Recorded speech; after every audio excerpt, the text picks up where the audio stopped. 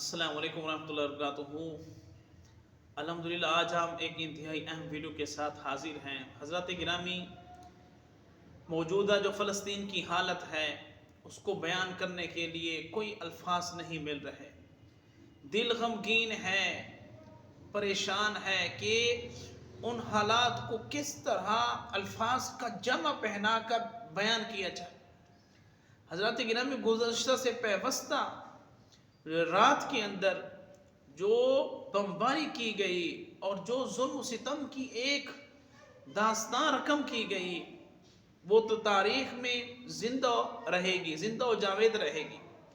حضرات گرامی، اتنے حالات ہیں کہ ان کو کس طرح بیان کیا جائے، بہت مشکل ہے۔ آپ اندازہ لگائیں، وہاں کھانے پینے حتیٰ کہ پانی جو اللہ تعالیٰ کی بے پناہ اعلیٰ ترین نعمت ہے وہ بھی میسر نہیں ہے۔ ماہرین فرماتے ہیں ایک شخص کے لیے کم از کم 10 سے زائد لیٹر 24 گھنٹے کے اندر اس کو درکار ہونا چاہیے کہ وہ پیے۔ لیکن یارو 10 لیٹر تو دور کی بات ہے، 1 سے 2 لیٹر بھی فی بندے کو وہاں میسر نہیں ہے۔ اور ہاسپٹل کی ہم بات کریں تو ہاسپٹل سینکڑوں کی تعداد میں ہیں، جن میں سے کوئی 10-20 ایسے ہی چل رہی ہیں، باقی بند پڑی ہیں یا ان کے اوپر بمباری کی گئی ہے۔ اور آپ اندازہ لگیں، وہ ویڈیو وائرل ہوئی ہے، آپ نے بھی دیکھا ہوگا۔ ڈاکٹر صاحب چیک کرنے کے لیے جا رہی ہیں، آگے کیا دیکھتے ہیں کہ ان کا بیٹا ہے، ان کے گھر والے ہیں جن کی لاشیں سامنے پڑی ہیں۔ یارو، یہ سارے حالات ہم ذرا دیکھیں، اگر ہم وہاں ہوتے تو ہمارے ساتھ کیا سلوک ہوتا، ہمارے دل کے اوپر کیا بنتی، ہمارے گھر والوں کے اوپر کیا بنتی۔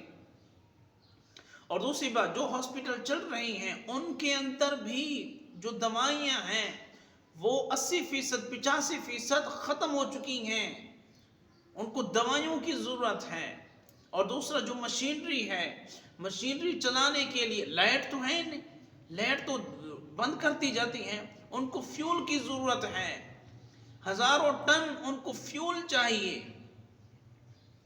حضرات گرامی، کس چیز کی ان کو ضرورت ہے، لیکن حیرانگی کی بات ہے ہمارے مسلم ممالک جو ہیں گونگے بنے بیٹھے ہیں، بہرے بنے بیٹھے ہیں، ان کو کوئی بات ہی سمجھ میں نہیں آتی کہ اپنے فلسطینی بھائیوں کا سہارا بنیں، ان کی امداد کریں، ان کی نصرت کریں، ان کا ہاتھ تھامیں اور عالمی سطح پر کوئی آواز اٹھائیں ان سے۔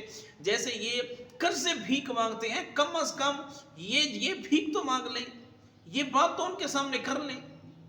حضرات گرامی، کس چیز کو ہم بیان کریں، دل ٹوٹ رہا ہے، دل کے ٹکڑے ٹکڑے ہو رہے ہیں کہ ہمارے فلسطینی بھائیوں کے ساتھ اتنا سلوک کیا جا رہا ہے، لیکن ہم یہاں گونگے بنے بیٹھے ہیں۔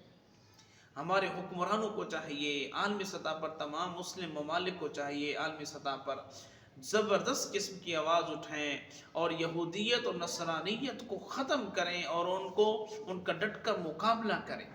یہی یہودی تھے، قرآن نے کہا ہے کہ آقا کریم علیہ السلام کی تشریف آوری سے پہلے حضور کے وسیلے سے دعائیں کیا کرتے تھے، دعائیں مانگتے تھے، مولا اس نبی کے وسیلے سے ہمیں فتح یابی عطا فرما، ہمیں فتح یابی عطا فرما۔ اللہ اکبر۔ اور یہی یہودی اور عیسائی ہیں۔ اللہ رب العزت نے ارشاد فرمایا، یا ایھا الذین آمنوا لا تتخذوا عدوی وعدوکم اولیاء۔ اور دوسرے مقام پر فرمایا، یا ایھا الذین آمنوا لا تتخذوا اليہود والنصارى اولیاء۔ ان یہودیوں کو، عیسائیوں کو کبھی دوست نہ بنانا، ان کے ساتھ صحبت نہ رکھنا، ان کے ساتھ بیٹھک نہ کرنا۔ حضرات گرامی، اتنی چیزیں ہونے کے باوجود سمجھ نہیں آتی، اتنے مسلم ممالک ہیں لیکن کوئی بھی اس طرح کی کوئی عالمی سطح پر کارروائی ابھی تک نہیں کی گئی۔ تو حضرات گرامی، ہم سب کے لیے لازم ملزوم ہے، ہمارے پاس سوشل میڈیا موجود ہیں، سوشل میڈیا کے ذریعے ہم اپنی آواز کو آگے بڑھائیں، ٹرینڈ چلائیں اور اپنے اور تو کچھ نہ اس لحاظ سے اپنے بھائیوں کا سہارا بنیں۔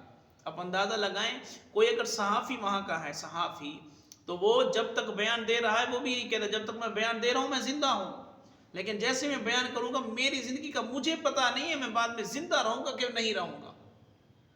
حضرات گرامی، تقریباً ہزاروں کی تعداد میں، اب سینکڑوں کی بات نہیں رہی، ہزاروں کی تعداد میں شہید ہو چکے ہیں اور ہزاروں کی تعداد میں زخمی ہیں، ہاسپٹل بھرے پڑے ہیں، کئی ہاسپٹل درم برم ہو چکے ہیں بمباری کی وجہ سے۔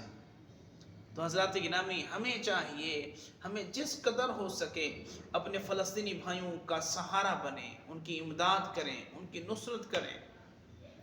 یہی وہ وقت ہے، حضور کی حدیث ہے، مسلمان ایک جسم کی مانند ہوتا ہے، جب جسم کے ایک حصے کو کوئی تکلیف پہنچتی ہے تو پورے جسم کو، پورے وجود کو تکلیف پہنچتی ہے۔